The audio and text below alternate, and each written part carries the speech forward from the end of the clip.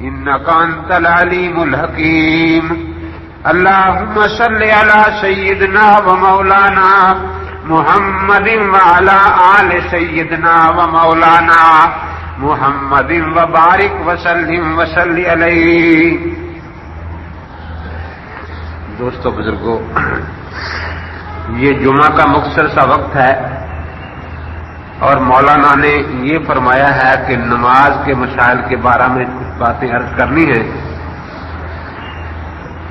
ابو داؤد شریف میں نبی اقدس صلی اللہ علیہ وسلم کا ارشاد حدیث پاک موجود ہے کہ نماز میں 3 دفعہ تبدیلی ہوئی ہے. نماز سب سے پہلی بات تو یہی ہے کہ قرآن پاک جو اللہ تبارک و تعالیٰ کی کتاب ہے، اس کے بارے میں ہمارا عقیدہ یہ ہے کہ یہ قرآن پاک الفاظ ہیں اور حضرت محمد رسول اللہ صلی اللہ تعالی علیہ وسلم اسی قرآن پاک کی چلتی پھرتی عملی تفسیر تھے. ہم نے اقیم الصلاۃ کا لفظ قرآن سے پڑھنا ہے کہ نماز قائم کرو، لیکن دیکھنا یہ ہے کہ حضرت پاک صلی اللہ علیہ وسلم کون سی نماز پڑھ رہے ہیں. آپ کی نماز اسی آیت کی تفسیر ہے. ہم نے حج کا حکم قرآن پاک میں پڑھنا ہے، لیکن آپ نے حج کس طرح فرمایا یہ اسی آیت کی تفسیر ہے.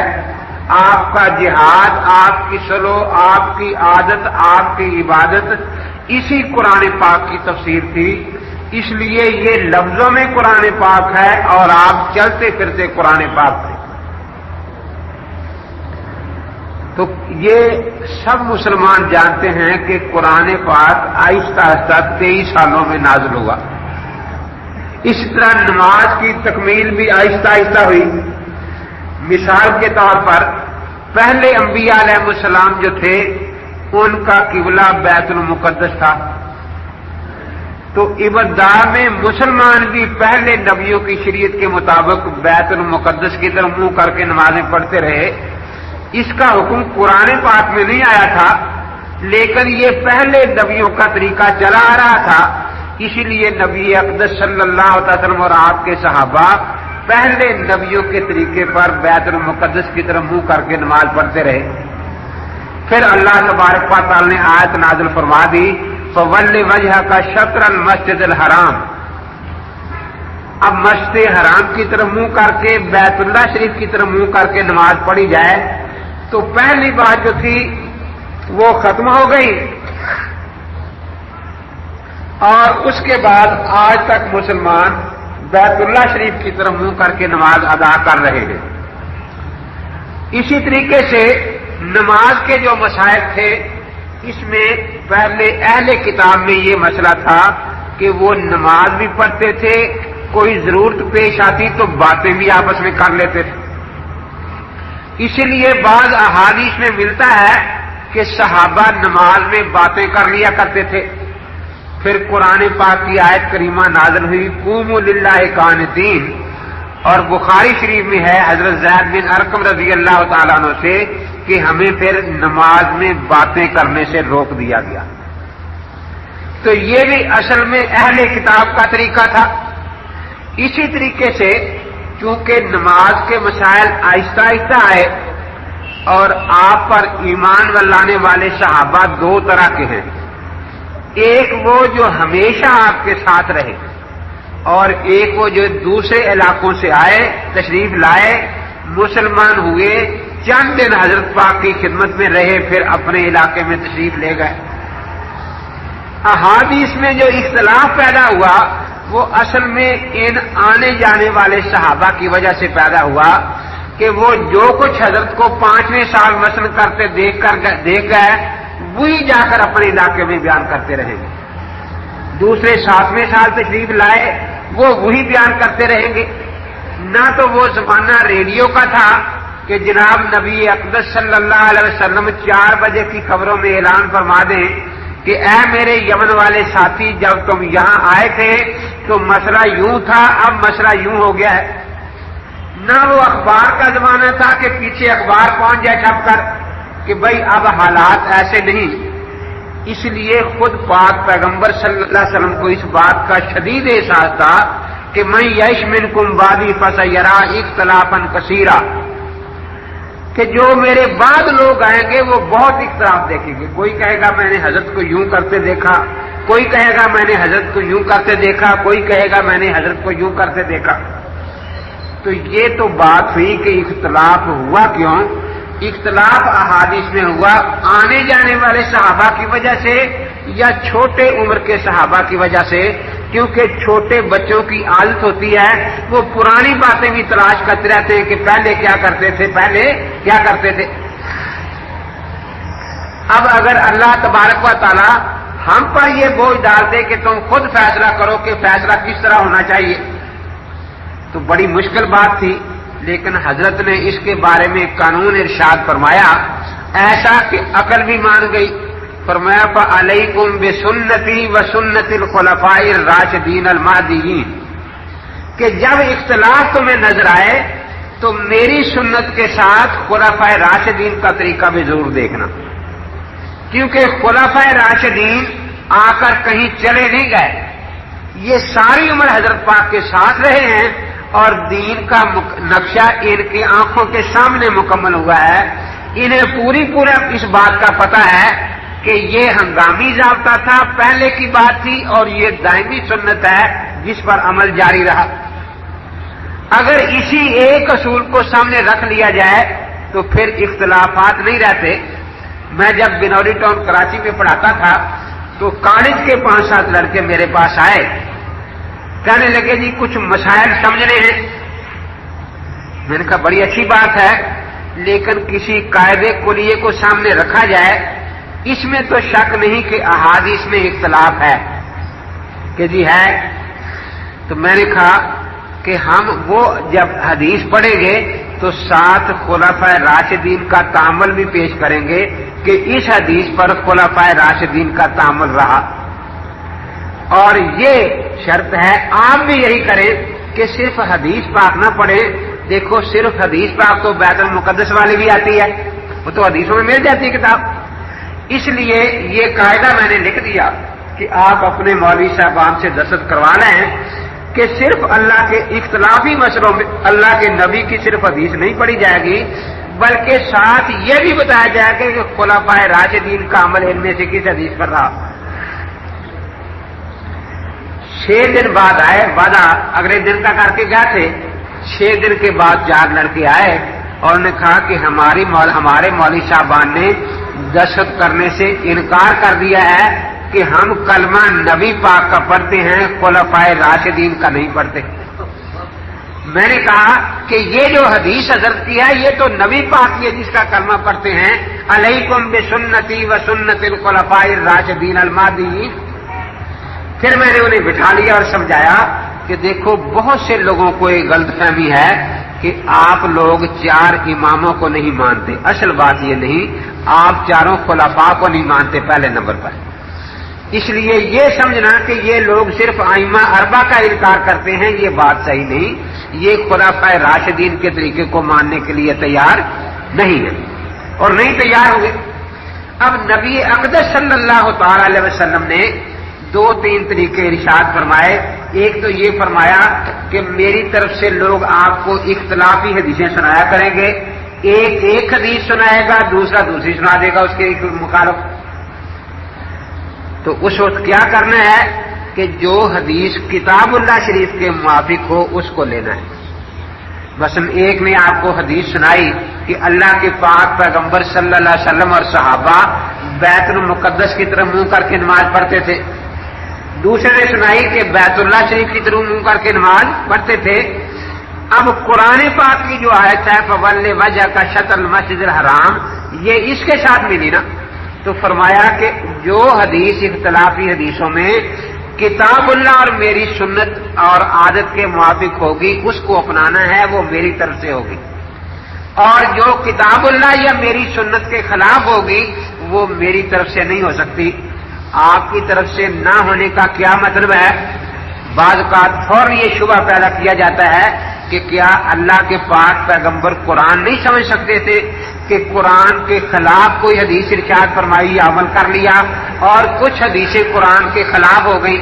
نہیں، یہ بات نہیں. دو وجہ بن سکتی ہیں، یا تو وہ حدیث ہی ضعیف ہو، جھوٹی ہو، یا یہ کہ وہ قرآن پاک کی آیت کے نازل ہونے سے پہلے کی ہو۔ جیسے حضرت نے جب بیت المقدس کی طرف نمازیں ادا فرمائیں تو اس کا یہ کوئی مطلب نہیں رہتا کہ آیت تو نازل ہو چکی تھی وَوَلِّ وَجْهَكَ شَطْرَ الْمَسْجِدِ الْحَرَامِ، لیکن معاذ اللہ کے نبی پاک کو اس آیت کا معنی سمجھ نہیں آیا تھا، اس لیے بیت المقدس کی طرف ہی بڑھتے رہے اور بعد میں معنی سمجھ آیا۔ یہ بات نہیں ہے، تو وہ قرآن پاک کی آیت کے نازل ہونے سے پہلے کی ہوگی۔ اگر نماز میں باتیں کرنا کوئی واقعہ ملے تو یقین قرآن پاک کی آیت سے پہلے کا واقعہ ہے۔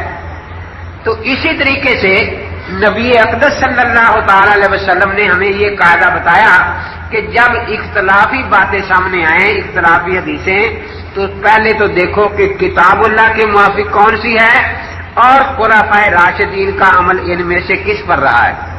یہ قاعدے ہم نے نہیں بنائے، خود نبی اقدس صلی اللہ تعالی علیہ وسلم نے ارشاد فرما دیے، اور انہی قاعدوں پر ہمارے امام سیدنا امام اعظم ابو حنیفہ رحمۃ اللہ تعالی علیہ نے مکمل نماز بلکہ مکمل فقہ کو مرتب فرمایا۔ ایک صاحب تشریف لائے، کہنے لگے کہ حضرت نے فرمایا ہے صلو کما رأیتمونی اصلی، اس طرح نماز پڑھو جس طرح مجھے نماز پڑھتے دیکھو۔ تو میں نے کہا بھی دیکھو، میں تو سیدھی بس صاف بات کہتا ہوں کہ میں نے حضرت پاک کو نماز پڑھتے نہیں دیکھا، تو نے دیکھا ہے؟ کہتا دیکھا تو میں نے بھی نہیں۔ پھر میں نے کہا اس پر عمل کیسے ہوگا؟ کہ جی اس پر عمل کیسے ہوگا، پھر آپ نہیں کرتے؟ میں نے کہا ہم تو طریقہ بتاتے ہیں کہ کیسے عمل ہوگا، ہم ہیں اہل سنت والجماعت حنفی، ہم کہتے ہیں اللہ کے نبی پاک کو نمازیں پڑھتے صحابہ نے دیکھا ہے، اور صحابہ کو نمازیں پڑھتے ہمارے امام نے دیکھا ہے، سیدنا امام اعظم ابو حنیفہ رحمۃ اللہ تعالی علیہ نے، اور اسی نماز کو کتابوں میں جمع کرا دیا۔ اس لیے ہماری نماز جو ہے وہ تو یقین وہی ہے جو اسی طریقے پر ہے، صلو کما رأیتمونی اصلی۔ مجھے کہنے لگا کہ یہ فقہ کی کتابیں تو بعد میں لکھ کر امام ابو حنیفہ کے ذمہ لگا دی گئی ہیں۔ ایک کتاب اس کے پاس تھی کہ قدوری 200 سال بعد لکھی گئی، ہدایہ 300 سال بعد لکھی گئی، فلاں کتاب اتنے 100 سال بعد لکھی گئی۔ یہ دیکھو کتنی تحقیق کے ساتھ مولوی صاحب نے لکھا ہے کہ یہ کتابیں امام ابو حنیفہ رحمۃ اللہ علیہ نے دیکھی بھی نہیں۔ میں نے کہا آپ بھی کچھ پڑھے ہوئے ہیں یا نہیں؟ کہ جی میں پڑھا ہوا ہوں۔ میں نے کہا امام اعظم ابو حنیفہ رحمۃ اللہ کے شاگردوں میں قاضی ابو یوسف رحمۃ اللہ علیہ اور امام محمد کا نام سنا کبھی؟ کہ جی وہ ان کے شاگرد تھے۔ میں نے کہا جو کتابیں انہوں نے لکھی تھیں وہ یہاں کیوں درج نہیں کی اس فہرست میں؟ آ کر جو کتابیں امام محمد رحمۃ اللہ تعالی علیہ کی ہیں وہ کتابیں امام ابو حنیفہ کے پاس جو بیٹھ کر لکھی ہیں وہ اس فہرست میں جو اصل ماخذ اور اصل کتابیں ہیں وہ کیوں نہیں اس میں آئی؟ اب وہ سوچنے لگا کہ یہ تو واقعی کسی نے زیادتی کی ہے کہ وہ کتابیں کیوں نہیں لکھی، کہ وہ مولوی صاحب نے کہا ہے کہ یہ اجمیوں کی سازش تھی۔ میں نے کہا نہ قاضی ابو یوسف اجمی تھے، نہ امام محمد بن حسن شہبانی اجمی تھے، اس لیے یہ اجمیوں کی سازش نہیں ہے۔ کہنے لگے جی وہ اس لیے نہیں لکھی کہ ان میں حدیثیں ضعیف تھیں۔ میں نے کہا ضعیف ہونے کا کیا مطلب؟ پہلے تو کہا کرتے ہیں کہ حدیث ہے نہیں، اگر ہم پیش کریں پھر کہتے ہیں ضعیف ہے۔ میں نے کہا امام ابو حنیفہ رحمۃ اللہ علیہ تابعی ہے نا، آپ جو حدیث لیں گے وہ بڑے تابعی یا صحابی سے لیں گے؟ تو صحابہ تو سارے عادل ہیں نا، اور بڑے بڑے تابعین بھی سارے عادل ہیں۔ امام ابو حنیفہ رحمۃ اللہ علیہ کو زیادہ سندیں اکٹھا کرنے کا شوق نہیں تھا کہ ضرور 100 آدمیوں سے سننی ہے جا کر روایت، پھر بیٹھنا ہے کہ ان میں اتنے جھوٹے ہیں، اتنوں کا حافظہ خراب ہے، اتنوں کی یہ بات ہے۔ وہ اتنے فقہاء سے لیتے تھے، بڑے علماء سے، کہ جن سے ایک یقین ہو جاتا تھا۔ تو میں نے کہا عجیب بات ہے کہ خیال قرون کے امام کو جو حدیث ملی وہ تو ضعیف ملی، جس زمانے کو اللہ کے نبی نے خیال قرون فرمایا ہے، اور خیال قرون کے بعد جو کتابیں لکھی گئی وہ زیادہ صحیح ہو گئی۔ تو اس کا مطلب ہے کہ خیال قرون تو خیال قرون نہ رہا کہ وہاں صحیح حدیثیں کسی کو ملی نہیں اتنے بڑے امام کو۔ میں نے کہا یہ تو اس قسم کی باتیں اگر آپ کریں گے تو منکرین حدیث کو فائدہ ہوگا۔ ایک مجھے کہنے لگا جی امام ابو حنیفہ رحمۃ اللہ علیہ کو تو 3 حدیثیں آتی تھیں. میں نے کہا پھر تو ممکن حدیث سچے ہیں کہ پتہ نہیں یہ بعد میں کتنی حدیثیں کہاں سے آ گئی ہیں، کیونکہ امام ابو حنیفہ رحمۃ اللہ علیہ نے دونوں زمانے پائے ہیں، اموی دور بھی عباسی دور بھی. اموی دور کی بھی پوری کوشش رہی ہے حکومت کی کہ امام ابو حنیفہ کو وزیر قانون بنا دیا جائے، قاضی القضاء بنا دیا جائے. عباسی حکومت کا بھی پورا یہی کوشش کر رہی کہ اس کو قاضی القضاء بنا لیا جائے. تو حکومت جو ہے وہ قاضی القضاء کس کو بناتی ہے؟ جس کو سب سے تھوڑا علم ہو، یا اس کو تلاش کرتی ہے جو بڑا عالم ہو. اگر کسی اور کو 4 حدیثیں آتی ہوتی تو حکومت اس کے پیچھا کرتی کہ بھئی آپ قاضی القضاء اور وزیر قانون بنے. ابو حنیفہ کو تو 3 آتی ہیں، آپ کو 4 آتی ہیں. لیکن دونوں حکومتیں اس پر ضد رہیں کہ امام صاحب یہ عہدہ قبول فرمائیں، لیکن امام ابو حنیفہ رحمۃ اللہ تعالی علیہ نے یہ عہدہ قبول نہیں فرمایا. تو جلدی سے کہنے لگا مطلب تو بس اور اعتراض ہوتا ہے نا کہ پھر ابو یوسف نے کیوں قبول کر لیا جب ان کے استاد نے قبول نہیں کیا تھا؟ میں نے کہا ان کے استاد تو قانون کی تدوین کر رہے تھے نا، اگر وہ قبول کر لیتے تدوین رہ جاتی. اب چونکہ اس استاد تدوین کر گئے ہیں، اب قانون کو چلانا ضروری تھا تو شاگرد نے قبول کر لیا تاکہ اس قانون کو نافذ بھی کر لیا جائے اور چلا کر تجربہ بھی کر لیا جائے. تو اس میں استاد کی مخالفت نہیں ہوئی. وہ وقت تھا جب وہ اس کو مدون کر رہے تھے، اگر کسی اور طرف مصروف ہو جاتے تو قانون کی تدوین ہی رہ جاتی. اور شاگرد نے اب دیکھا کہ قانون مدون ہو گیا ہے اور باوجود حکومت کی مخالفت کے، حکومت نہیں چاہتی کہ کوئی بڑا آدمی زیادہ اونچا ہو جائے، لیکن باوجود حکومت کی مخالفت کے ہر مسجد میں فقہ حنفی پر عمل ہو رہا ہے، ہر عدالت میں قاضی فقہ حنفی پر عمل کر رہا ہے، ہر مدرسے میں فقہ حنفی پڑھائی جا رہی ہے. اب حکومت کو پھر جھکنا پڑا کہ جب فقہ حنفی ہر عدالت میں، ہر مسجد میں، ہر مدرسے میں، ہر گھر میں اپنی جگہ بنا چکی ہے تو اس کی سرپرستی کے لیے امام ابو حنیفہ کے شاگرد کو قاضی القضاء بنایا جائے. چنانچہ قاضی ابو یوسف رحمۃ اللہ تعالی علیہ کو پھر یہ عہدہ عطا فرمایا گیا. اب سب سے بڑی چیز ہے ایمان کے بعد اللہ کی عبادت اور نماز. اللہ تبارک و تعالیٰ فرماتے ہیں اقیم الصلاۃ لذکری، نماز میری یاد کے لیے قائم کرو. اس لیے علماء کا اس بات پر اتفاق ہے کہ نماز جو ہے یہ بدنی اور زبانی عبادت کا مجموعہ ہے. اس میں آپ کوئی حرکت کرتے ہیں تو اس کے ساتھ کوئی ذکر بھی ہوتا ہے، کوئی ذکر کرتے ہیں تو ساتھ حرکت بھی ہوتی ہے. اس لیے یہ دونوں کی جامع ہے. دیکھو سب سے پہلے ہم دونوں ہاتھ اٹھاتے ہیں تو ساتھ اللہ اکبر کہتے ہیں.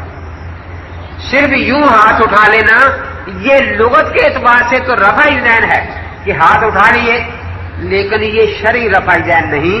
شرعی عبادت جب بنے گی کہ اس کے ساتھ اللہ کا نام آ جائے اور ہم ہاتھ اٹھا کر ساتھ کہیں اللہ اکبر. تو جو بغیر تکبیر کے رفع ذہن ہے وہ لغوی رفع ذہن ہے، اور جو تکبیر کے ساتھ رفع ذہن ہے یہ شرعی رفع ذہن ہے. الحمدللہ ہم شرعی رفع ذہن کرتے ہیں. تکبیر تحریمہ میں کرتے ہیں تو اللہ اکبر ساتھ کہتے ہیں یا نہیں کہتے؟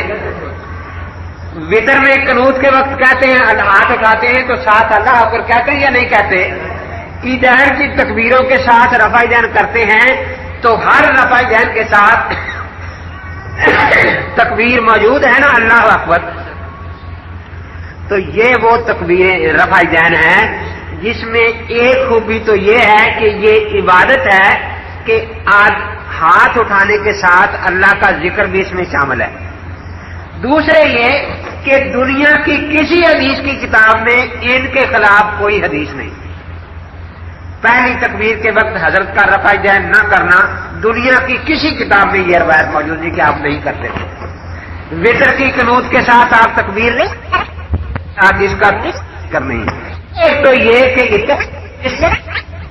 چھوٹے رافضی اور بڑے رافضی آتے ہیں تو وہاں اللہ اکبر نہیں، وہ اللہ اکبر تو رکوع جانے کے لیے ہے.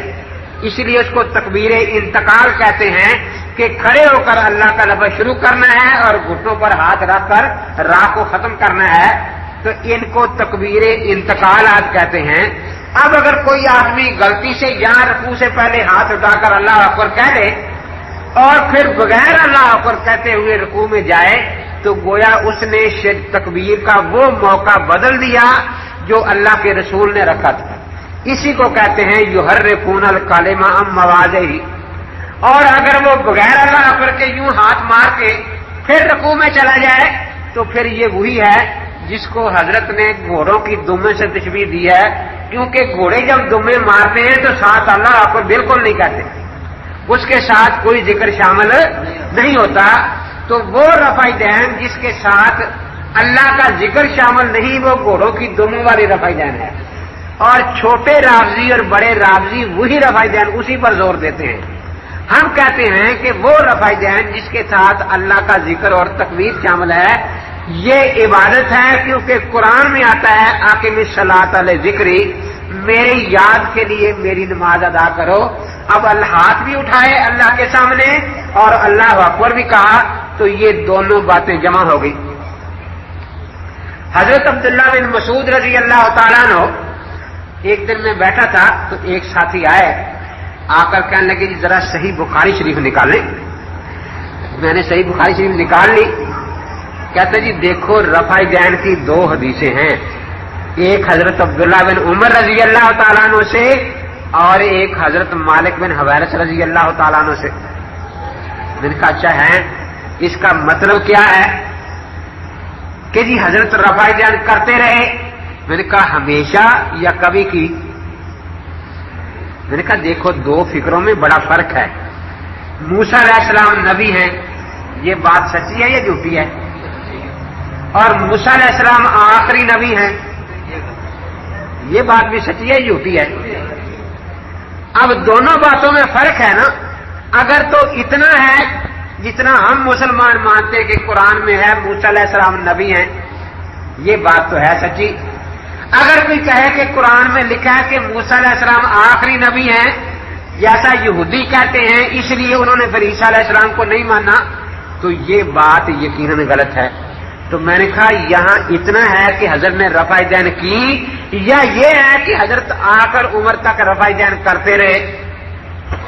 कहने लगे जी यहां इतना है कि रफ़ाई दैन की, लेकिन छोड़ने का जिक्र भी तो नहीं है ना, अगरचे करने का जिक्र भी हमेशा के लिए नहीं है। तो मैंने कहा इस हदीस में खामोशी है, ना आकर उम्र तक करने का जिक्र है, ना इस हदीस में छोड़ने का जिक्र है।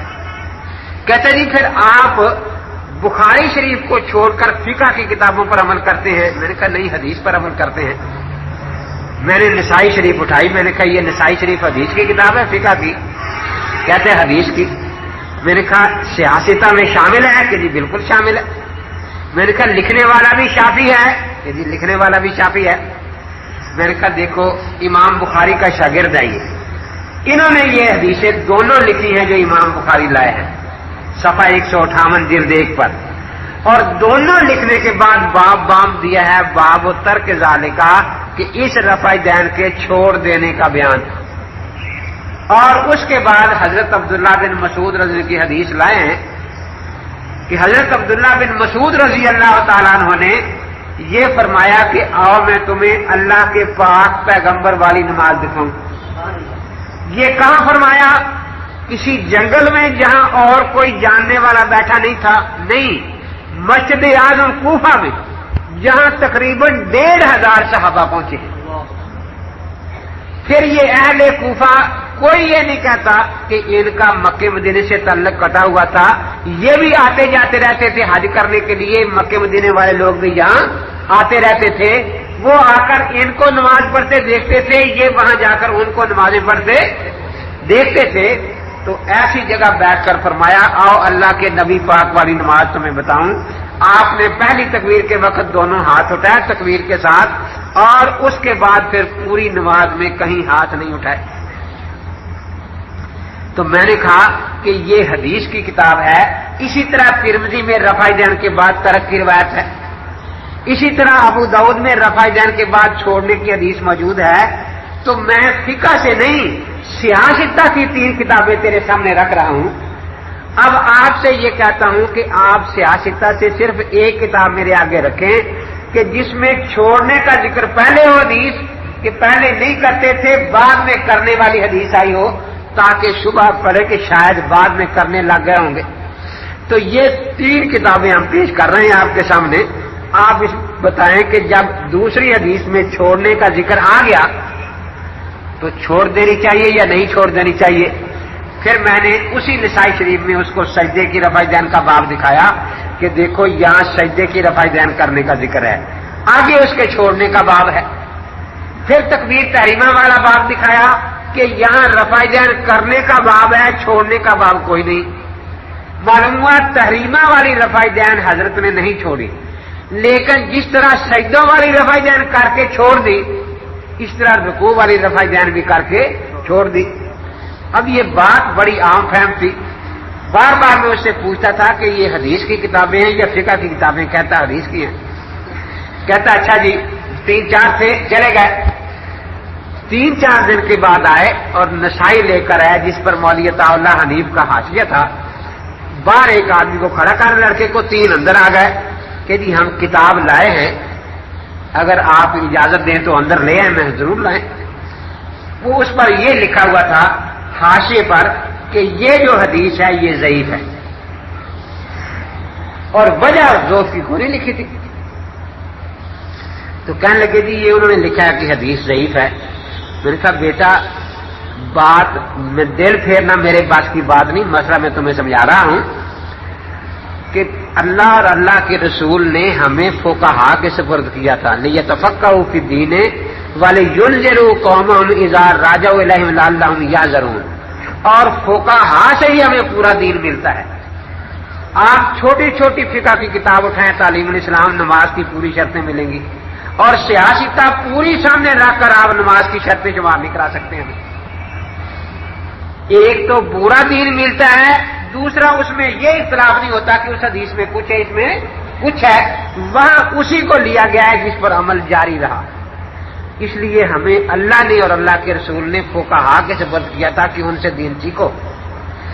انہوں نے تمہیں یہ کہا کہ فقہا کو سے دین نہیں سیکھنا, براہ راست محدثین کی کتابوں کا مطالعہ کرو, حدیث کی کتابوں کا.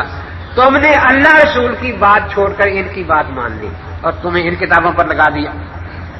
اب میں نے اس سے بھی سمجھا دیا کہ ان کتابوں کو سامنے رکھ کر بھی ہمارا ہی مسلک ثابت ہو رہا ہے.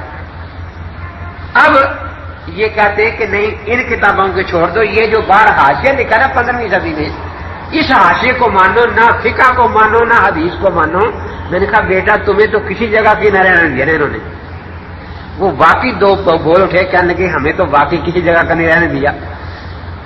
میں نے کہا اب اس کے ضعیف کہنے کی کوئی وجہ اور دلیل اس نے بیان نہیں کی. اب جو بغیر دلیل کا کوئی امتی بات کرے اس کو ماننا تو آپ کے یہاں شرک ہے. تو کسی امتی کے بغیر دلیل کے کہنے سے نبی کی حدیث کو میں چھوڑ دوں تو یہ تو آپ کے یہاں تو شرک ہو جائے گا. لیکن آپ کو یہ اس شرک پر لگا رہے ہیں. ایک بولا, کہنے لگا ہاں وہ کہتے تھے کہ انہوں نے وجہ تو نہیں لکھی, لیکن اس میں ایک راوی عاصم بن کلیب ہے وہ ضعیف ہے. میں نے کہا عاصم بن کلیب تو رفع دین کی حدیث میں بھی ہے, وائل بن حجر والی روایت میں نے دکھایا. تو میں نے کہا آپ ان سے لکھوا لیں کہ یہ حدیث بھی ضعیف ہے. کہنے لگے اس کو تو وہ بڑا پیش کرتے ہیں کہ یہ 9ویں صدی کی حدیث ہے اور اسی پر تو ان کا زور ہوتا ہے. اب وہ دیکھ کر حیران ہے کہ جی وہی عاصم بن کلیب ہے. میں نے کہا وہی ہے. کہنے لگے پھر تو وہ لوگ بڑے ناانصاف ہیں. ایک کہتا ہے جی اب کیا بنے گا. میں نے کہا کچھ بھی نہیں. کہ جی کیا ہوگا, یہ راوی ادھر بھی آ گیا ہے ادھر بھی آ گیا ہے. میں نے کہا ہمارا مذہب اتنا مضبوط ہے الحمدللہ, میں تمہیں حق دیتا ہوں اس راوی کو سچا مان لو گے تو بھی ہمارا مذہب ثابت ہوگا, اس راوی کو جھوٹا مان لو گے تو بھی ہمارا مذہب ثابت ہوگا. ہمارا مذہب تو اتنا مضبوط مذہب ہے. وہ بڑے حیران ہوئے کہ دونوں طرح ثابت ہوگا. میں نے کہا دونوں طرح ثابت ہوگا. کہ جی وہ کیسے. میں نے کہا اگر یہ راوی جھوٹا ہے تو رفع دین کرنے کی حدیث بھی جھوٹی ہو گئی, نہ کرنے کی بھی جھوٹی ہو گئی. تو اصل تو پھر نہ کرنا ہے نا. آپ کہتے ہیں کہ 11ویں نہیں دینی چاہیے کیونکہ نہ دینے کی حدیث ہے نہ دینے کی حدیث ہے. تو اصل تو نہ کرنا ہے نا. جب یہ دونوں جھوٹی ہو گئی تو ہمارا مذہب ترک رفع دین پھر بھی ثابت ہو گیا. اور اگر یہ راوی سچا ہے تو دیکھو اس نے باتیں دونوں بتا دی کہ حضرت نے رفع دین کی تھی پھر بتا دی کہ چھوڑ دی تھی تو ہم نے بھی چھوڑ دی. پھر میں نے انہیں سمجھایا کہ اگر یہ حدیث واقعی جھوٹی ہے معاذ اللہ جس طرح انہوں نے آپ کو بتایا ہے تو امام نسائی کے بارے میں اب آپ کیا کہتے ہیں جن کی کتاب سیاست میں شامل ہے. انہیں اچھی طرح پتا ہے کہ اللہ کے نبی کی طرف جھوٹی حدیث منسوخ کر کے لکھنا اپنا ٹھکانہ دوزخ میں بنانا ہے. ایک تو انہوں نے جھوٹی حدیث لکھی پھر انہوں نے دو کے بعد لکھی اور ترک کا باب باندھ کر لکھی. سچی حدیثوں کو جھٹلانے کے لیے جھوٹی حدیث لکھ دینا یہ کتنا بڑا جرم ہے. تو کیا امام نسائی رحمۃ اللہ علیہ اس قابل رہ جائیں گے کہ ان کی کتاب کو سیاستہ میں شامل مانا جائے؟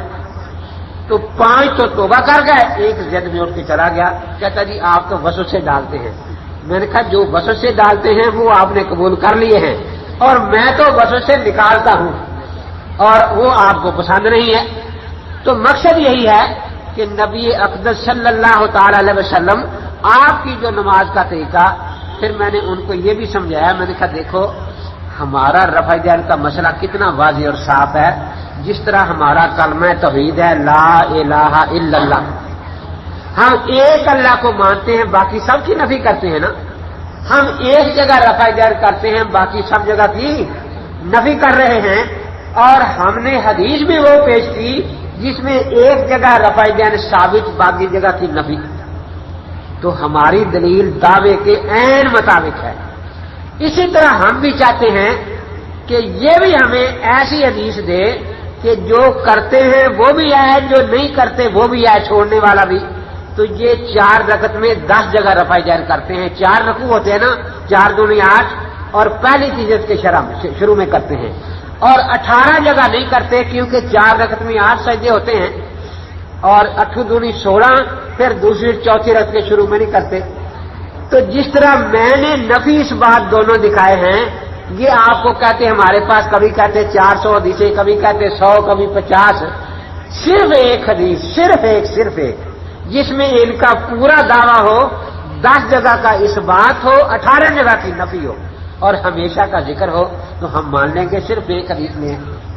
وہ لڑکے لکھ کر چلے گئے, بعد میں آئے 2 ہفتے بعد کہنے لگے جی ہم سارے پھرے ہیں, ہم تو خیر رفع دین چھوڑ چکے ہیں, لیکن وہ یہ پڑھ کر گالیاں دینا شروع کر دیتے ہیں اور ان کے پلے کوئی چیز نہیں. تو اس قسم کے چھوٹے چھوٹے وسوسے دے کر بھیجتے ہیں. ایک دن 2-3 آ گیا میرے پاس, کہنے لگے مولوی صاحب یہ جو بخاری شریف ہے اس کی حدیث کے خلاف کوئی بات کہے تو وہ مسلمان رہتا ہے؟ میں نے کہا کیسے؟ جی یہاں رفع دین کی حدیث ہے متفق علیہ ہے بخاری مسلم میں, اور یہاں اس کے خلاف اور کوئی بات کہے. میں نے کہا آپ اس کو کیا کہتے ہیں؟ کہتے کہ وہ تو بالکل بے دین آدمی ہے. میں نے کہا لکھوا لائیں اپنے مولوی صاحبان سے. وہ گئے, وہ کہتے لکھ کے نہیں دیتے, ہمیں لکھ کے نہیں دیتے. میں نے کہا چلو کسی سے لکھوا لاؤ, آخر اتنی بڑی بات ہے کسی کو ہدایت ہو جائے کہ بے دین نہ کوئی بنے.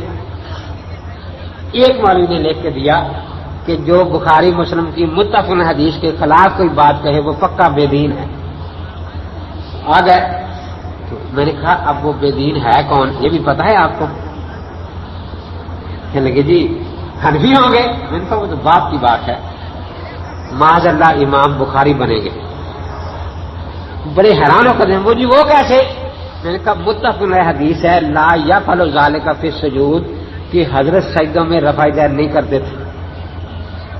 میں نے ترجمان کو پڑھایا, کہتے ٹھیک لکھا میں حدیث متفق ہے نا, اور یہ جو بخاری ہے رسالہ اس میں سجدے کی رفع دین کو سنت لکھا ہے. کہ عبد الرحمان بن مہدی کہتے ہیں ھذا من السنت, یہ رکوع اور سجدے دونوں کی رفع دین سنت ہے. میں نے کہا اب پتہ چلا کہ بخاری مسلم کی متفق علیہ حدیث جو ہے یہ خلاف سنت نماز بتاتی ہے ہمیں, اور یہ امام بخاری اس کو سنت لکھ رہے ہیں. تو جاؤ اپنے مولوی صاحبان سے کہو کہ یہ ان کے بارے میں لکھیں کہ معاذ اللہ یہ بے دین تھے, اگر بیٹھے بیٹھے گھر میں فتویٰ کام آ جائے تو پھر کسی اور کو دمکانے کی ضرورت نہیں رہتی. اب وہ جب گئے تو ان سے رسالے چھین لیے کہ دے دو یہ. اب جن میں بانٹے تھے بخاری کے رسالے وہ منتیں کرتے پھرتے ہیں وہ رسالہ غلط چھپ گیا ہے, وہ ہمیں دے دو, وہ رسالہ غلط چھپ گیا ہے. تو مقصد یہ ہے کہ یہ نماز کی عبادت ہے تو تحریمہ کے ساتھ رفع دین کو ساری امت سنت کہتی ہے، اس میں سرے سے کوئی اختلاف ہے ہی نہیں، اور یہ شرعی رفع دین ہے کیونکہ اللہ کا ذکر ساتھ ہے۔ جو رفع دین بغیر ذکر کے تھی وہ عبادت نہیں تھی، عادت تھی، تو جب تک نماز میں عادتیں بھی چلتی رہی، باتیں کرنا مثلا عادت تھی نا، عبادت تو نہیں تھی، اس وقت تک ایسی رفع دین کی گنجائش رہی۔ لیکن جب نماز کو خالصی بات بنا لیا گیا، اس میں کسی قسم کی عادت باقی نہیں رکھی گئی۔ دیکھو نا، مثال سے سمجھیں، یہ مسجد جس وقت تعمیر ہو رہی تھی یہاں منو مٹی پڑی تھی، کشو کا ساتھ کتنا کچھ پڑا تھا، لیکن جب مکمل ہوگی آپ اب یہاں مٹی برداشت کرتے ہیں، کوئی ایسی چیزیں پھینکی ہمارا تو آپ برداشت۔ اسی طرح جب نماز کی ابھی تعمیر ہو رہی تھی اس وقت اس میں عادات بھی شامل تھی، لیکن جب نماز کی تکمیل ہو گئی اب عادات باقی نہیں رہی۔ اس کے بعد اللہ اکبر، ہم ہاتھ اٹھاتے ہیں کانوں تک اور عورتیں ہاتھ اٹھاتی ہیں کندھوں تک۔ طبرانی شریف میں روایت موجود ہے، حضرت وائل بن حجر رضی اللہ عنہ فرماتے ہیں کہ حضور نے فرمایا اذا قمت الى الصلاۃ فارفع یدیک حذاء اذنیک والمرأۃ ترفع یدیها الى ثدییها۔ تو یہ اللہ کے نبی پاک نے فرق کر دیا کہ مرد کانوں تک ہاتھ اٹھائے اور عورت کندھوں تک ہاتھ اٹھائے۔ اب ہم نے دونوں حدیثیں مانی، کانوں تک ہاتھ اٹھانے والی بھی، کندھوں تک ہاتھ اٹھانے والی بھی، اور دونوں پر ہمارے ہاں عمل ہو رہا ہے، لیکن پھر بھی کہتے ہیں کہ یہ اہل قیاس ہیں، اور جنہوں نے کانوں تک ہاتھ اٹھانے والی بالکل ہی چھوڑ دی ہے وہ کندھوں تک ہی ہمیشہ ہاتھ اٹھاتے ہیں۔ جو دونوں حدیثوں پر عمل کرے کہتے ہیں یہ حدیث والے نہیں، اور جو ایک کو چھوڑ دے ایک پر عمل کرے وہ اپنے آپ کو اہل حدیث کہتے ہیں، حالانکہ دونوں حدیثوں پر عمل ہونا چاہیے، یہ نہیں ہونا چاہیے۔ تو اس لیے یہ مسئلہ سمجھنا اور سمجھانا مشکل نہیں ہے، لیکن ضد کا ویسے دنیا میں کوئی علاج نہیں ہے۔ اب اس کے بعد پھر ہم سبحانک اللہم پڑھتے ہیں، ہاتھ باندھتے ہیں ناک کے نیچے، کیونکہ حضرت علی کرم اللہ تعالیٰ فرماتے ہیں من السنت وضع الکف الی الکف تحت السرہ، کہ سنت طریقہ نماز کا یہ ہے کہ ہتھیلی پر رکھ کر ناک کے نیچے ہاتھ باندھے جاتے ہیں، اور مستورات کے لیے چونکہ پردے کی اہمیت ہے اس لیے سیاہ میں صاف لکھا ہے کہ امت کا اجماع ہے کہ عورتیں سینے پر ہاتھ باندھیں، تو وہاں بھی ہم نے حدیث بھی مانی اور اجماع کو بھی مانا۔ لیکن ان کا طریقہ کیا ہوتا ہے، وہ لڑکے جو پڑھتے ہیں میرے پاس تو بعض بڑے ذہین سے ہوتے ہیں نا، شرارتی بھی ہوتے ہیں، تو کراچی میں پڑھتے تھے، ایک لڑکا وہ چلا گیا ان کی مسجد میں، جماعت ہو چکی تھی، کوئی آدمی اکیلے نمازیں پڑھ رہے تھے، ایک نوجوان نماز پڑھ رہا تھا، یہ اس کے ساتھ بیٹھ گیا، اس نے سلام پھیرا، اس نے اس کو السلام علیکم کہا، وعلیکم السلام، کہا کہ کیا حال ہے، اللہ کا شکر ہے، کہ آپ کے ابا جی زندہ ہیں؟ ہاں ہاں، کیا بات ہے؟ کہ ویسے ہی میں نے پوچھا کہ آپ کے ابا جی زندہ ہیں؟ کہ ہاں زندہ ہیں۔ کہ یہیں رہتے ہیں یا کسی باہر کے ملک میں گئے ہوئے ہیں؟ کہ یہیں رہتے ہیں، کیا بات کیا ہے؟ کہتا میں دیکھا کہ آپ امی والی نماز پڑھ رہے تھے، میں نے کہا شاید ابا جی نہیں ہیں، آپ امی والی نماز پڑھ رہے تھے نا، تو میں نے سمجھا کہ امی سے سیکھی، ابا جی نہیں ہوں گے، یا تو فوت ہو گئے ہوں گے یا کسی باہر کے ملک میں رہتے ہوں گے۔ اب جیسے ان کو سنا کہ حدیث ہے، بخاری میں ہے، کہ چلو میرے ساتھ دکھاؤ بخاری میں کہاں ہے، پوری سیاست میں کہیں نہیں ہے یہ۔ وہ لے کر مولوی صاحب کے پاس چلا گیا، مولوی صاحب نے اسے کہا کہ یہ شرارتی لڑکا ہے، یہ نیو ٹاؤن سے آیا ہے۔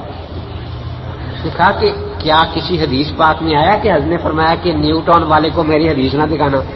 آپ حدیث دکھائیں، اس سے کیا غرض ہے کہ یہ نیو ٹاؤن سے آیا، یہ کہیں سے بھی آیا ہو؟ حضرت پہلے پوچھے تھے کہاں سے آیا ہے، کہ فلاں جگہ والے کو حدیث دکھانی ہے، فلاں جگہ والے کو نہیں دکھانی۔ کہتے ہیں نہیں، تو شرارت کرنے آیا ہے۔ کہا کہ میں جب حدیث آپ دکھائیں گے، جس طرح میں سنت کا لفظ دکھاؤں گا، کیونکہ حضرت فرمایا علیکم بسنتی، آپ بھی سنت کا لفظ دکھا دے سینے پر ہاتھ باندھنے حدیث کے ساتھ، تو 10,000 روپے میں سنت کی سین پر رکھوں گا، 10,000 روپے نون پر، 10,000 پہ 30,000 روپے تمہیں انعام بھی دوں گا۔ آپ تو سنتوں سے ہٹا رہے ہیں لوگوں کو، جو سنت ہے اس کو چھوڑ دیتے ہیں۔ ایک نے مجھے لطیفہ سنایا کہ میں سفر میں تھا ایک مسجد میں نے کہا چلو نماز ہی پڑھ لیں 2 رکعت. تو میں نے ہاتھ باندھے تو ایک بابا جی بیٹھے تھے اسے وہ اٹھ کر آئے اور آ کر بالکل میرے آگے کھڑے ہو کر میں نماز میں کھڑا ہوں میرے ہاتھ یہاں سے اٹھا کر یہاں رکھ دیے. کہتے پھر میں نے اٹھا کر سر پر رکھ لیے. نماز کے بعد وہ کہتا ہے یہ کیا تھا؟ میں نے کہا وہ کیا تھا؟ میں نے تو یہی سمجھا کہ جتنے عرش کے زیادہ قریب ہو جائیں گے شاید ثواب زیادہ ملے گا تو اس لیے میں نے کہا کہ یہاں رکھنے سے عرش کے زیادہ قریب ہو جائیں گے. تمہید کی 20ویں جلد میں باقاعدہ حدیث آئی ہے حضرت علی کرم اللہ تعالیٰ جو فرماتے ہیں کہ یہ ناک کے نیچے باندھنا قرآن پاک کے موافق ہے. اور خلیفہ راشد بھی تو جو میں نے عرض کیا تھا نا کہ ہم اختلافی حدیثوں میں وہ حدیث لیتے ہیں جو کتاب اللہ کے موافق ہو اور جس پر خلفائے راشدین کا تعامل ہو. میں نے کئی مناظروں میں چیلنج دیا کہ ایک خلیفہ راشد سے ثابت کر دو کہ کبھی انہوں نے زندگی میں ایک نماز بھی یہاں جہاں آپ ہاتھ باندھتے ہیں یہاں ہاتھ باندھ کر پڑھی ہو. سیاستہ والوں کو تو اس کا وہ ویسے ہی پتہ نہیں کیونکہ امام ترمذی رحمۃ اللہ علیہ ان کا طریقہ ہے کہ حدیث بھی لکھتے ہیں اور مذاہب بھی بیان کرتے ہیں کہ بھئی کس کس طرح عمل ہو رہا ہے.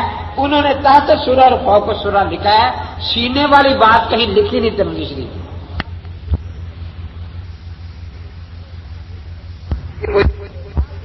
معنی میں یہ بات ہی لوگوں نے شروع کی ہے. اس کے بعد ہم سبحانک اللہم پڑھتے ہیں. اب یہ ان کی کوشش ہوتی ہے کہ سنتیں مٹتی ہی چلی جائیں. یاد رکھیں سنت کہتے ہیں آپ کی مبارک عادت کو. پہلے رسول اقدس صلی اللہ تعالی علیہ وسلم کبھی کوئی دعا پڑھ لیتے کبھی کوئی دعا پڑھ لیتے مقرر نہیں تھی. لیکن بعد میں جب یہ آیت کریمہ نازل سب بھی حمد رب کا حین تقوم تو پھر آپ نے حکم دیا کہ سبحانک اللہم پڑھا کرو. آپ کے بعد 4 خلفاء بھی سبحانک اللہم پڑھتے تھے.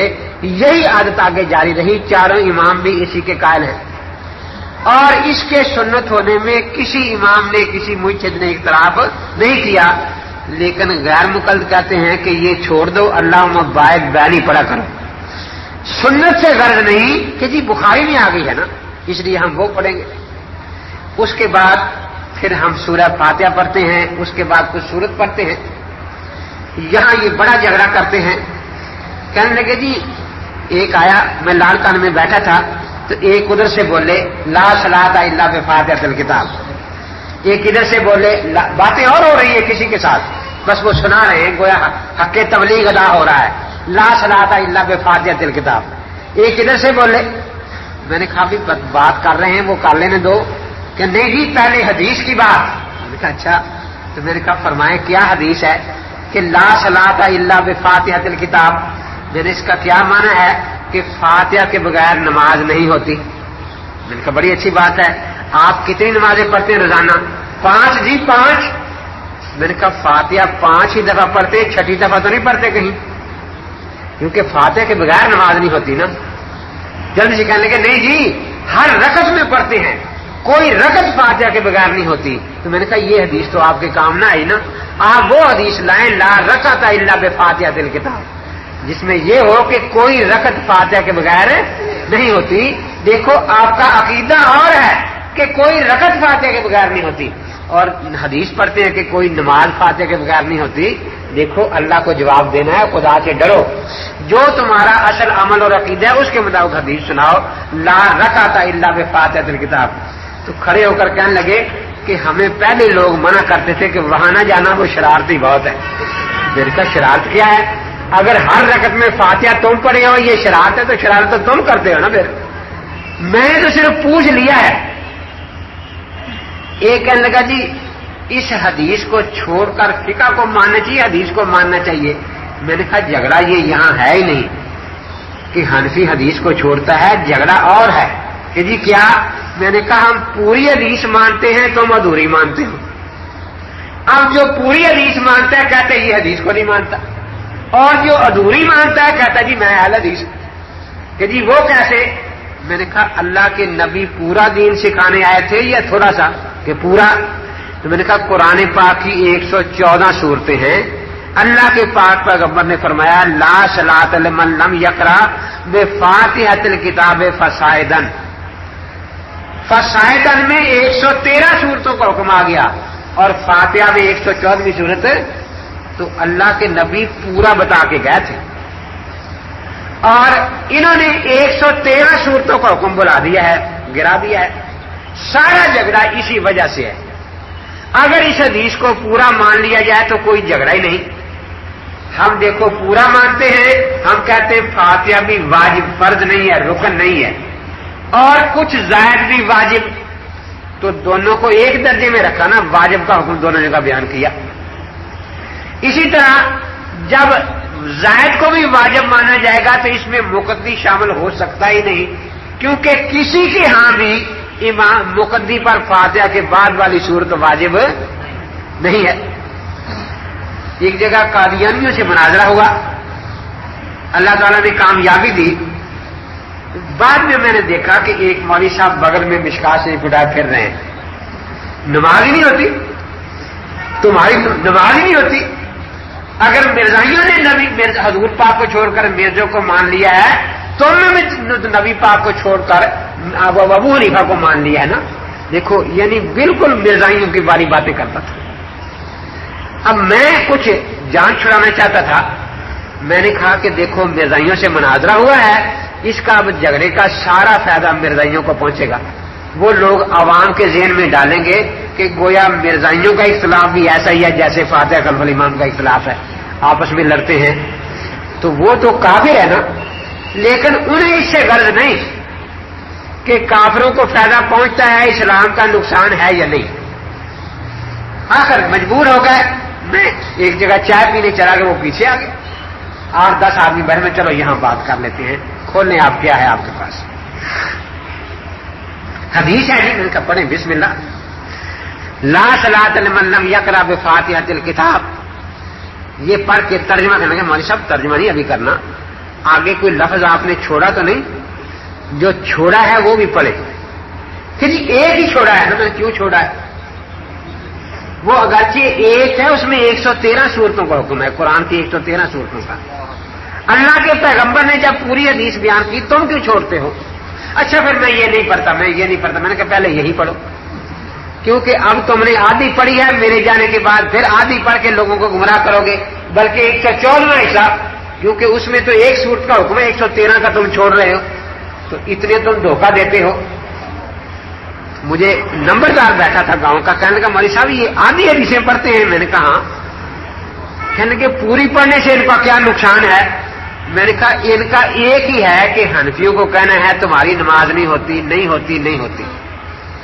اگر یہ پوری حدیث پڑھ لیں تو ان کی بھی نہیں ہوتی۔ جی ان کی بھی نہیں ہوتی؟ میں نے کہا ہاں۔ جی وہ کیسے؟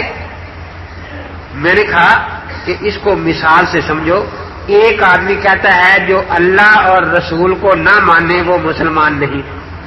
دو باتیں ہیں نا، اللہ کو ماننا، رسول کو ماننا۔ کہتا ٹھیک ہے۔ میں نے کہا ایک آدمی ہے نہ اس نے اللہ کو مانا نہ رسول کو مانا، وہ مسلمان ہے؟ کہتے نہیں۔ میں نے کہا ایک نے اللہ کو مان لیا رسول کو نہیں مانا، وہ مسلمان ہے؟ کہ وہ بھی نہیں۔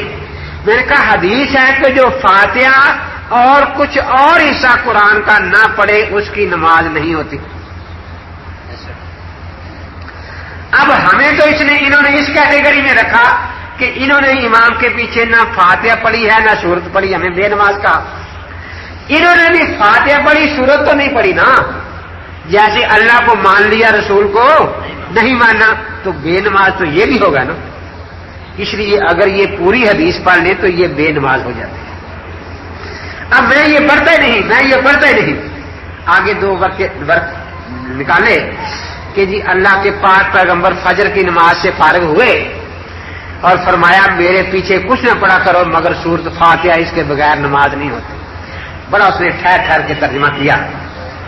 اب میرے پاس کتابیں تو مرزے کی تھی، میں تو مرزے سے مناظرہ کرنے گیا ہوا تھا، نہ کوئی سند والی کتاب میں کسی راوی کا بتاؤں کہ اس میں یہ راوی صحیح نہیں ہے، اس کے پاس مشکات تھی، سند اس میں تھی نہیں۔ خیر جب اس نے روایت پڑھی، بڑے ٹھہر ٹھہر کے ترجمہ کیا، میں نے کہا ماشاءاللہ، اللہ کے نبی کی حدیث سن کر ایمان میں کیسی تازگی پیدا ہوتی ہے، جیسے خشک فصل کو پانی مل جائے۔ تو میں نے کہا مولوی صاحب یہ جھگڑے تو ہوتے رہیں گے، साथियों से कहा जो बैठे थे कि भाई आपको काम तो होगा, जिम्मेदार लोग हैं, लेकिन आध घंटा फारग कर लें, आध घंटा अल्लाह के नबी पाक की हदीसें सुने, ये झगड़े तो होते ही रहेंगे। मैंने कहा सब तैयार है कि जी तैयार है। मैंने कहा जरा अगली हदीस भी सुना दे। अब अगली उसके खिलाफ थी, भाई जा काराफन से तू वो पढ़े ना। मैंने कहा भाई तू पढ़ दे, मैं लिख देता हूं कि नबी पाक की हदीस पढ़ने से तू काफिर नहीं हो जाएगा, पढ़ दे पढ़ दे। वो पढ़े ना, बड़ी मुश्किल से बिजान ने रवायत पढ़ी कि जब कुरान पढ़े इमाम तो तुम खामोश रहो। जब से कहता देखो फातिहा का लफ्ज नहीं आया, फातिहा का नहीं आया। मैंने कहा मौलाना ये तो झगड़े की बातें बाद में देखेंगे, आप जरा आगे पढ़े अगली हदीस। अब अगली भी उसके खिलाफ थी, इन्नी यक़ूलु माली युनाज़िल कुरान, उसको ना पढ़े। बड़ी मुश्किल से कहा। मैंने कहा यार तुम तो कहते ये अहल हदीस है, ये तो हदीस पढ़ ही नहीं सकता, ये तो मरने लगा है हदीस के नाम से, पता नहीं इसको हो क्या गया है। अब वो बड़ी मुर्दा दिली से पढ़ना शुरू किया। मैंने कहा मर नहीं जा रहा, खुश होकर पढ़, नबी पाक की हदीस है, अल्लाह के नबी की। तो उसने वो भी पढ़ी, कहा कि हाँ मना तो है, फातिहा का लफ्ज नहीं आया, फातिहा का नहीं आया। मैंने कहा इस वक्त हदीसें सुननी है, झगड़ा बाद में करेंगे। खैर वो पढ़ाते पढ़ाते मैं वहां ले आया।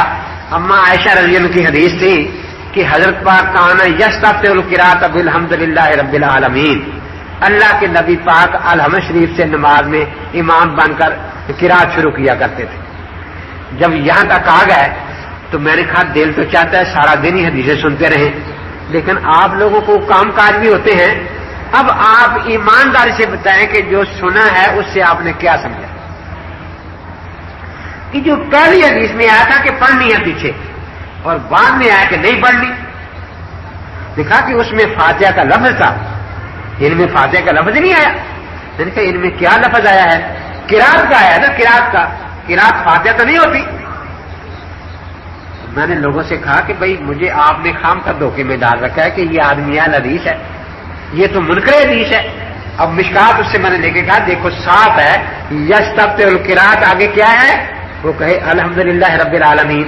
तो मैंने कहा अल्हम्दुलिल्लाह रब्बिल आलमीन किरात है या नहीं। वो नंबरदार कहता है अन्य एक किरात है अल्हम्दुलिल्लाह रब्बिल आलमीन हदीस से। फिर मैंने 2 वर्ग पीछे उठे, वहां 3-4 हदीसें थी कि अल्लाह के नबी अबू बकर सिद्दीक, उमर फारूक, उस्मान गनी जब नमाज में इमाम बनते तो अल्हम्दुलिल्लाह रब्बिल आलमीन से किरात शुरू करते। मैंने कहा देखो ये भी किरात है। अब वो सारे कहे कि फातिहा किरात है। मैंने कहा इसको कहो कहे, ये नहीं कहेगा, ये तो हदीस को मानते नहीं, आप कैसे कहते हैं ये अहल हदीस, ये तो हदीस का मुनकर है।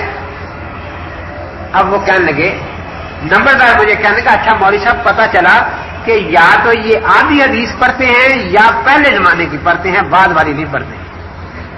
तो मैंने फिर साहब मैंने कहा ये समझ रहे हैं। मैंने कहा भाई अगर पहले जमाने की हदीसें सुनानी है तो अपनी मस्जिद का मेहराब भी बैतुल मुकद्दस की तरफ कर लो, और नमाज में बातें भी किया करो।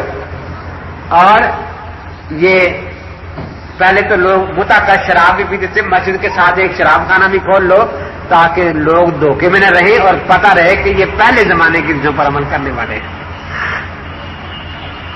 अब वो नंबरदार मुझे कहने का मौलवी साहब इनका हमारे साथ इख्तलाफ है क्या, ये अल्लाह को नहीं मानते। कहते कौन कहता नहीं मानता, मानते हैं। अच्छा अल्लाह के रसूल पाक को नहीं मानते, कहते कौन कहता नहीं मानता, हम मानते हैं। मैंने कहा नंबरदार ये लोग यजीद को बड़ी गालियां देते हैं, जो वो है ही इसी का तरह का था। मैंने कहा वो अल्लाह को नहीं मानता था, ये मानता था। मैंने कहा अल्लाह के रसूल पाक को नहीं मानता था, कहते मानता था। मैंने कहा फिर लोग उसको क्यों गालियां देते हैं कि वो इमाम से लड़ा था। मैंने कहा ये भी इमाम से लड़ते हैं। अच्छा ये वो है। मैंने कहा हाँ ये वही है। कि देखो जी हमें तो ऐसी बातें समझ आती कि ये वो हैं। वो एक सैयद था, किसी बात पर मिरासी से नाराज हो गया और मिरासी को उसने पीटना शुरू कर दिया। अब वो मार रहा है मिरासी को, मिरासी बेचारा मार खा रहा है और यजीद को गालियां दे रहा है।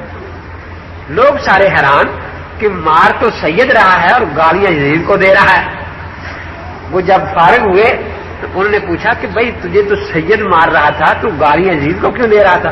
देखा सैयद को गाली दे के काफिर होना था, आले रसूल है, उनका तो एहतराम वाजिब है। कि यजीद को फिर गालियां क्यों दे रहा था कि उस कम वक्त को इसलिए कर दे रहा था कि कम वक्ता मुंह काला किया था तो सबको मार जाता।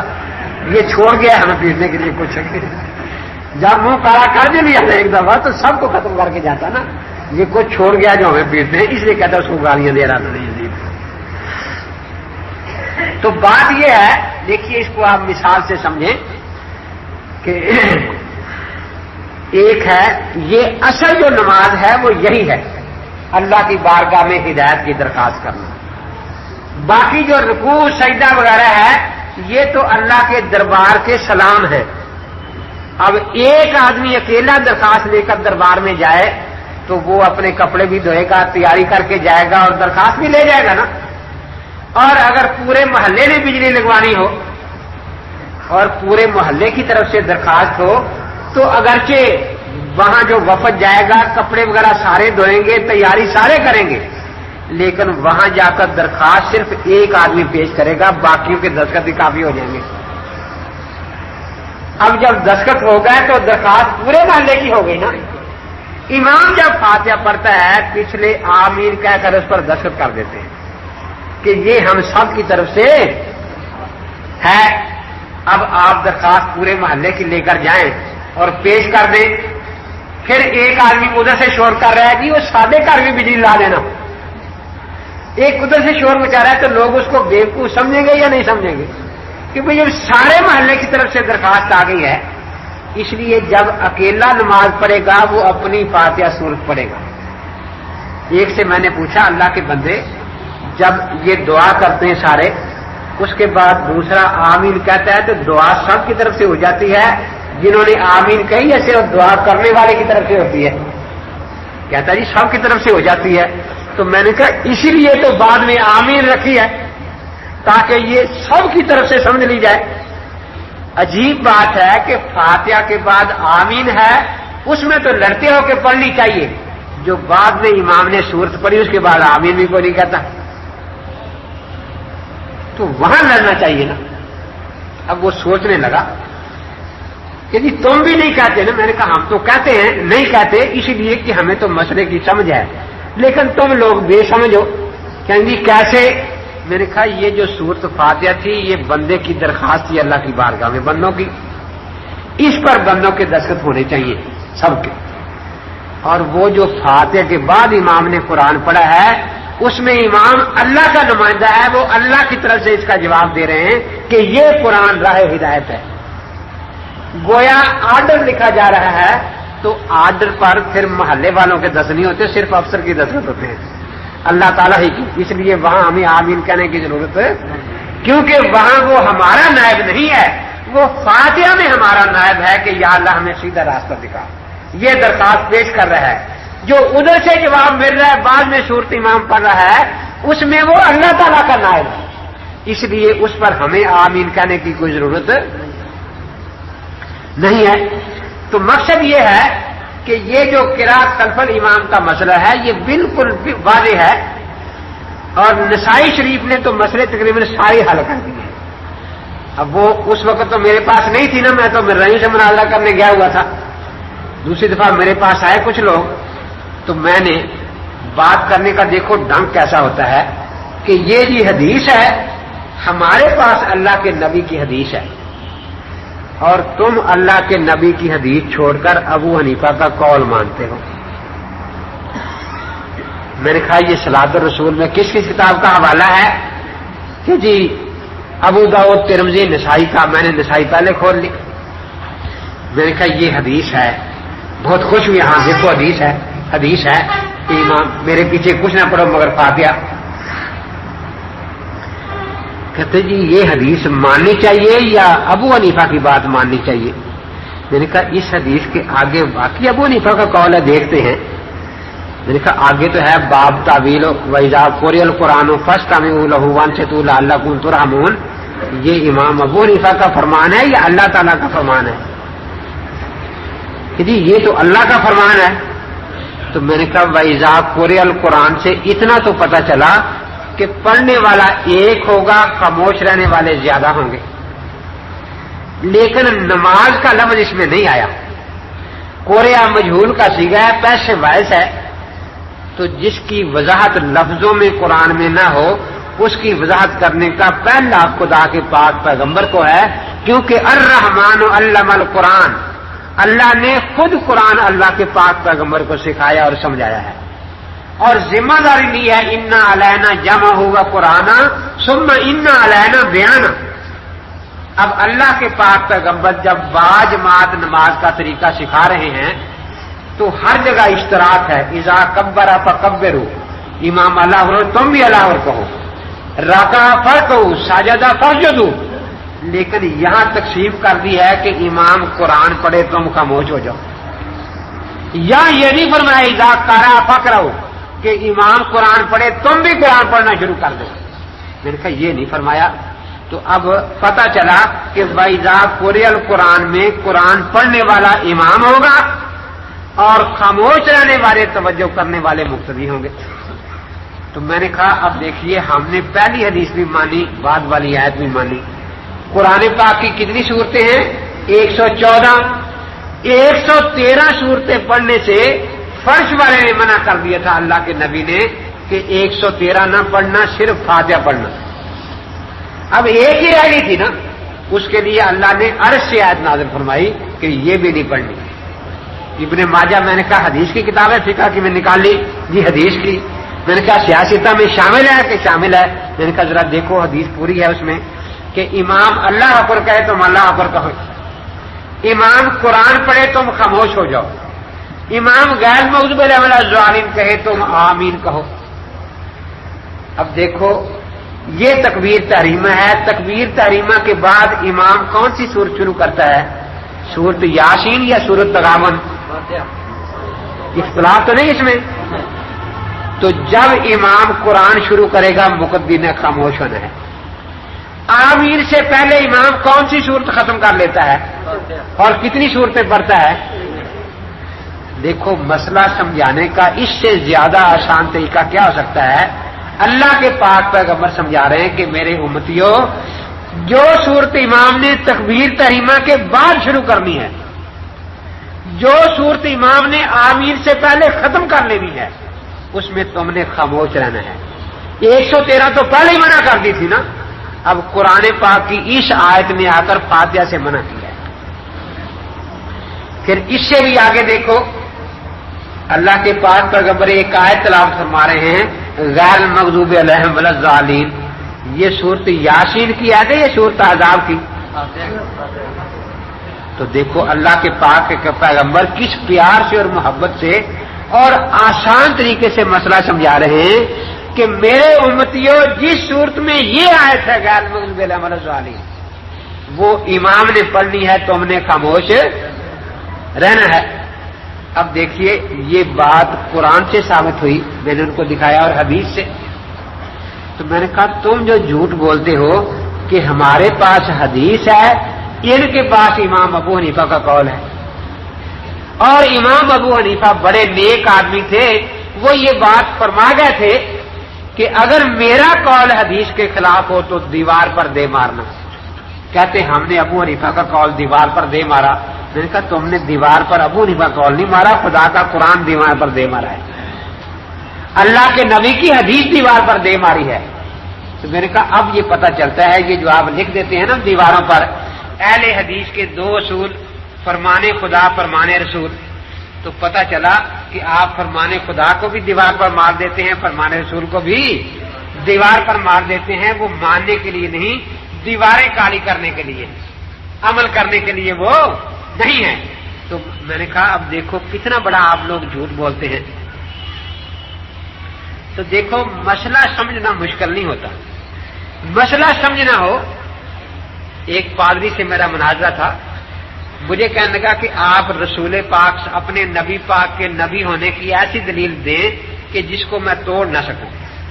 میں نے کہا میں 100 دن میں بھی دوں گا، تجھے سمجھ نہیں آئے گی، اور طریقے سے دلیل ہوگی تو ایک بھی سمجھ آئے گی انشاءاللہ العزیز۔ کہتا طریقہ کیا ہوگا؟ میں نے کہا تیرے ذہن میں پہلے کوئی پیمانہ تو ہونا چاہیے نا کہ نبی کی نبوت کس طرح ثابت ہوتی ہے۔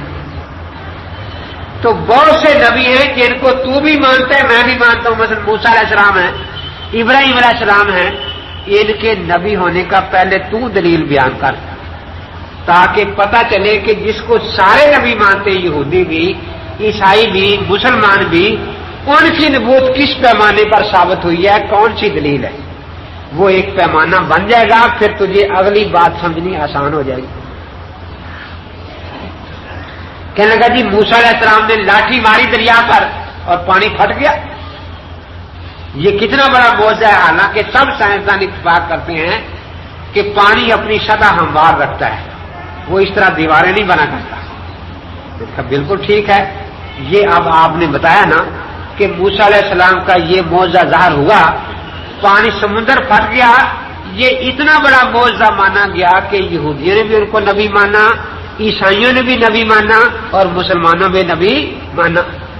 تو میں نے کہا جس نبی کا معجزہ زمین پر ظاہر ہو اور زمین کا سمندر پھٹ جائے وہ نبی برحق، اور آمنہ کے لال زمین پر کھڑے ہو کر آسمان کے چاند کی اشارہ فرما دیں، انگلی آسمان چاند تک پہنچی نہیں، صرف اشارہ کیا ہے، ایک طرف الساعۃ وانشق القمر، اور آسمان کا چاند ٹکڑے ہو گیا۔ تو جس نبی کا معجزہ آسمان پر ظاہر ہو، یہ معجزہ اتنا ہی اونچا ہے جتنا آسمان زمین سے اونچی ہے، اونچا ہے۔ تو میں نے کہا اب اس معجزے کو نہ ماننا اور اس معجزے کو ماننا، یہ ایسی ہی حماقت ہے جیسے کہ کہے کہ جو زمین سے مٹی کا تیل نکلتا ہے یہ تو روشنی کرتا ہے لیکن آسمان کا سورج روشنی نہیں دیتا۔ اب وہ بالکل خاموش۔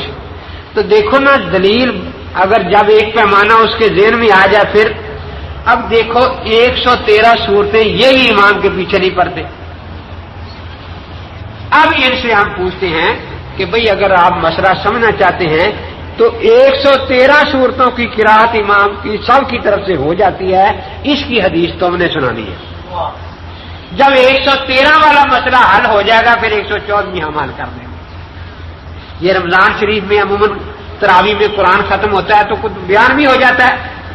میرا ایک جگہ بیان تھا تو پھر ان کی مسجد قریب تھی تو ان کے نوجوان میرا نام تو سنتے رہتے ہیں نا، وہ کبھی زیارت کے لیے بھی آ جاتے ہیں، تو 3-4 نوجوان ساتھ شرارتیں بھی کرتے پھر رہے ہیں، اچھلتے کودتے، ہمارا بھی آج ختم قرآن ہے، ہمارا بھی آج ختم قرآن ہے، یہ کہتے پھرتے ہیں۔ میں تو خیر ان کی آتوں سے سمجھ گیا کون ہے، لیکن میں نے پوچھا آپ کون ہیں؟ کہ جی ہم اہل حدیث ہیں۔ تو میں نے کہا دیکھو شیطان کے بارے میں حدیث میں آتا ہے کہ ایک دفعہ سچ بول گیا تھا، آیت الکرسی بتا گیا نا جب بولا رہا تمہاری قسمت میں سچ بولنا نہیں ہے، جھوٹ ہی بولنا ہے ساری عمر تم نے۔ وہ بڑے بگڑے کہ کون سا جھوٹ بولا میں نے کہا یہی کہ ہمارا قرآن ختم ہوا۔ آپ کی تو صرف فاتحہ ختم ہوئی ہے، پورا قرآن تو صرف امام نے پڑھا ہے، قاری صاحب نے، آپ نے 113 صورتیں تو پیچھے پڑھی نہیں، تو آپ کی صرف فاتحہ ختم ہوئی ہے۔ اس لیے یہ تو آخری رمضان کی راتیں بڑی برکت والی، ان میں تو جھوٹ سے توبہ کرو نا۔ آج دعا یوں ہی مانگنا کہ یا اللہ قاری صاحب کا پورا قرآن قبول کر لینا، ہماری صرف فاتحہ قبول کرنا۔ کہتے نہیں جی وہ جو 113 صورتیں امام نے پڑھی وہ سب کی طرف سے ہو گئی۔ تو میں نے کہا 114 سے کیا گناہ ہو گیا کہ پھر وہ نہیں ہوتی۔ روپڑی صاحب تقریر فرما رہے تھے، یہ قرآن پاک 114 صورتیں، پہلی صورت فاتحہ یہ قرآن کی ماں ہے، قرآن کی ماں 113 صورتیں اس کی بیٹیاں ہیں۔ جب 113 صورتیں امام پڑھے تو ایسے ادب سے کھڑے رہو کہ نہ زبان حرکت کرے نہ ہونٹ حرکت کرے۔ اب کسی نے چٹ لے کر بھیجی کہ وَإِذَا قُرِئَ الْقُرْآنُ جب آتا ہے تو سارے قرآن کے بارے میں فاتحہ، کہ فاتحہ قرآن کی ماں ہے، قرآن میں شامل نہیں۔ خیر تقریر ہو گئی، ایک ملک محمد بخش صاحب تھے، ان کا اینٹوں کا بٹا تھا، وہ بیٹھ گئے، حافظ صاحب کھانا کھا رہے تھے، اس نے کہا حافظ صاحب ماشاءاللہ تقریر بہت اچھی تھی، بڑا دل خوش ہوا، 1-2 باتیں سمجھ نہیں، اجازت ہو تو پوچھ لوں؟ ہاں پوچھو بھائی۔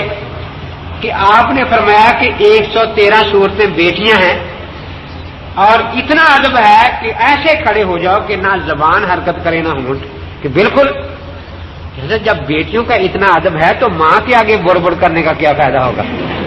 ماں کا تو زیادہ ادب احترام ہونا چاہیے نا۔ قرآن کہتا ہے لا تقل لهما اف، اف بھی نہ ہو، اور آپ کہتے ہیں کہ ماں کے آگے بڑ بڑ کرتے رہو، بیٹیوں کا احترام کرتے رہو۔ یہ عجیب بات ہے. دوسرا حضرت حافظ صاحب ضد ہوتی ہے لوگوں میں لیکن اتنی نہیں ہونی چاہیے. اب حنفیوں کی ضد میں آپ نے یہ کہہ دیا کہ فاتحہ قرآن کی ماں ہے، یہ قرآن میں شامل نہیں. اگر آج جا کر سارے غیر مقلد ماں کو گھروں سے نکال دے کہ نکل جاؤ، ماں تو ہے لیکن گھر میں شامل نہیں ہے، تو ان بیچاری بوڑھیوں کی کیوں آپ بد دعائیں لیتے ہیں حنفیوں کی ضد میں آ کر؟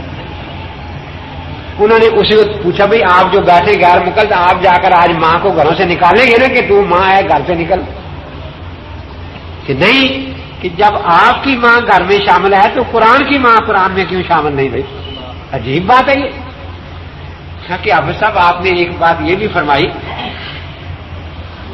کہ کوئی حنفی جنت میں نہیں جائے گا، نہ شافی، نہ مالکی، نہ حنبلی، صرف اہل حدیث جنت میں جائیں گے، صرف اہل حدیث. کہ ہاں بالکل ٹھیک ہے. کہ وہ جنت کتنی بڑی، اس کمرے جتنی ہوگی، کمرے جتنی، کہ حضرت دنیا میں سب سے چھوٹا فرقہ گنتی کے اعتبار سے آپ کا ہے، سب سے چھوٹا فرقہ. اگر ساری دنیا کے غیر مقلد اکٹھے کرے تو میرے بٹے کا گیڑ نہیں بھرتا.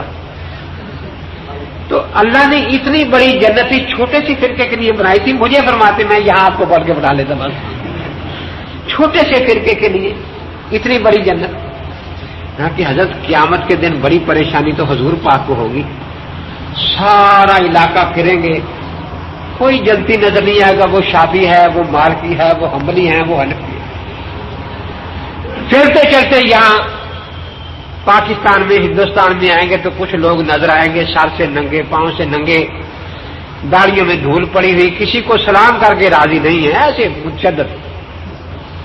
تو حضرت خوش ہوں گے. پھر کبھی ابراہیم علیہ السلام کو دکھائیں گے کہ یہ دیکھو جنتی مل گئے ہیں، کبھی نوح علیہ السلام کو دکھائیں گے کہ یہ 5 جنتی مل گئے ہیں مجھے بھی، میں ان کو لے کر جنت میں جاؤں گا. کہ حضرت قیامت کے دن کا جو حساب کتاب ہے ویسے وہ دیکھنے والا ہوگا. امام بخاری اٹھیں گے، اللہ تعالیٰ ڈالیں گے بیٹھ جا، تو مقلد ہے امام شافعی کا، جنت میں نہیں جا سکتا، بیٹھ جا. بیچارے حافظ ابن حجر اٹھیں گے، ان کو ڈانٹ کے بٹھا دیا جائے گا. امام زالی اٹھیں گے، ان کو بٹھا دیا جائے گا. علامہ انور شاہ عرض کریں گے کہ یا اللہ ساری عمر تیرے نبی کی حدیث بتا دے، بیٹھ جا، حدیث بتا مقلد ہے تو نہیں جا سکتا جنت میں، بیٹھ جا. اب سارے کو دیکھ رہے ہیں حیران ہو کر کہ یا اللہ پتہ نہیں جنت میں جائے گا کون آج. تو ایک آدمی دیکھا کہ وہ ننگے پاؤں بھاگ رہا ہے جنت کی طرف. حافظ ابن حجر نے اٹھ کر دیکھا بھی ذرا شکل تو دیکھیں کون ہے. اس کو پکڑا، اس کے ہاتھ میں چھوٹی سی کتاب تھی. یہ کتاب کون سی ہے؟ جی بلوغ المرام. حافظ صاحب عرض کریں گے یا اللہ میں بلوغ المرام لکھنے والا تو دوزخی، میں تو جنت میں نہیں جا سکتا، اور یہ جو اس کا ایک صفحہ صحیح پڑھ بھی نہیں سکتا، یہ بلوغ المرام کی برکت سے جنت میں جا رہا ہے. عجیب ہی مسئلہ ہے.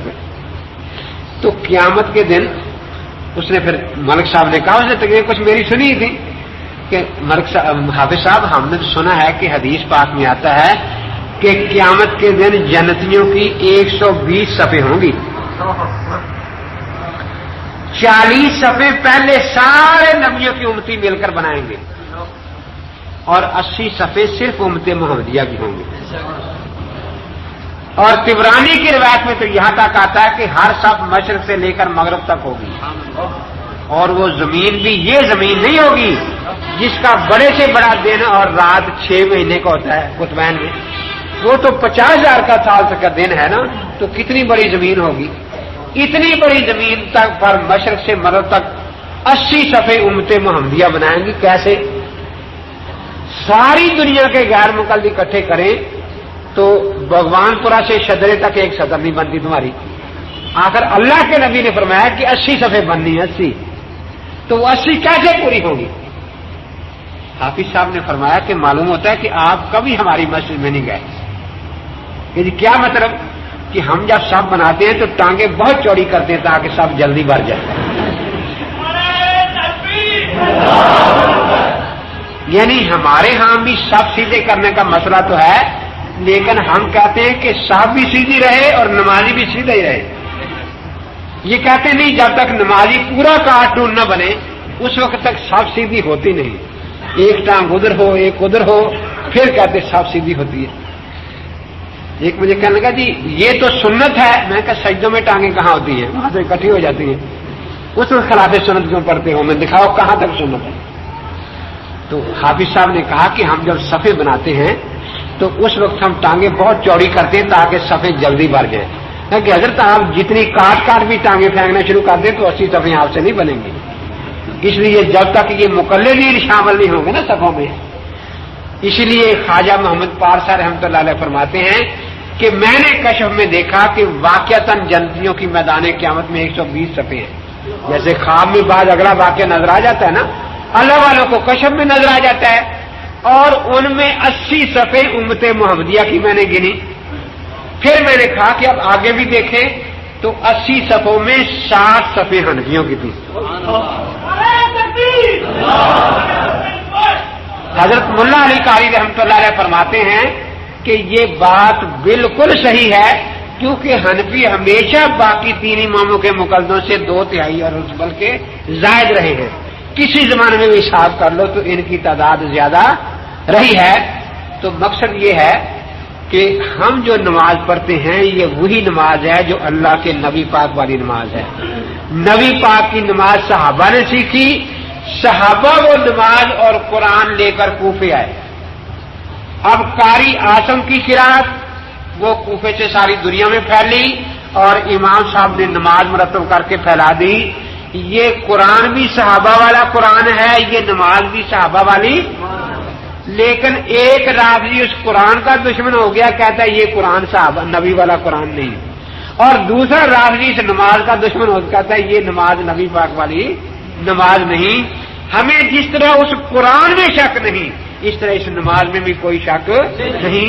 دعا کرو اللہ تبارک و تعالی ہمیں اسی حق اور سچ مسلک پر قائم رکھیں.